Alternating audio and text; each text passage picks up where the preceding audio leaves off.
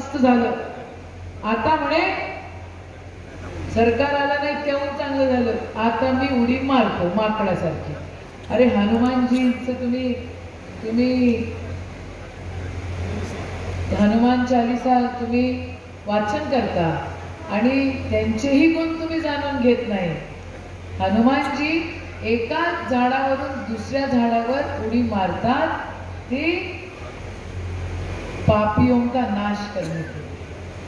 पण तुम्ही एका पक्षातून दुसऱ्या पक्षात, दुसऱ्या पक्षातून चौथ्या पक्षात, पहिले राष्ट्रवादीवर लढली, नंतर आधाराने लढली, आता भाजपमध्ये गेली. काय चाललंय हे? असं उड्या मारणारे लोक एक तर त्यांना चुकीच्या गोष्टी केलेल्या असतात, महापापी असतात, नाही तर हरामखोर असतात. तुम्ही मान्य करता की हे लोक हरामखोर आहे, हो की नाही?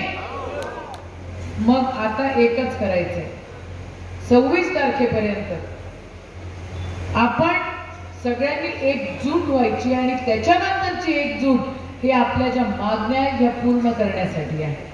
अमरावतीमध्ये रोजगार नाही, आपण लिहिलेलं आहे रोजगार सुद्धा उपलब्ध करून द्यावा.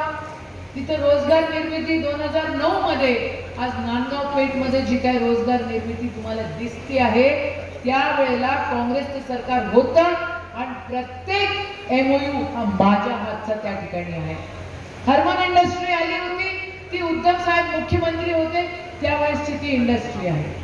आणि ती हर्मन इंडस्ट्री याईनं त्याला ब्लॅकमेल केलं आणि तिथून हाकलून लावलं. आणि आता त्याची जमीन तिथं हडप करण्याचं मोठं षडयंत्र आहे. बाबांनो, स्वतःची काळजी घेता की नाही घेणार? तुम्ही स्वतःची काळजी घेणार की नाही घेणार? आणि आमची घेणार की नाही घेणार? आमची काळजी घेणार की नाही घेणार? आपण कसं ओळखलं गेलं पाहिजे, आपण आपल्या जिल्ह्याची ओळख कशी ठेवली पाहिजे,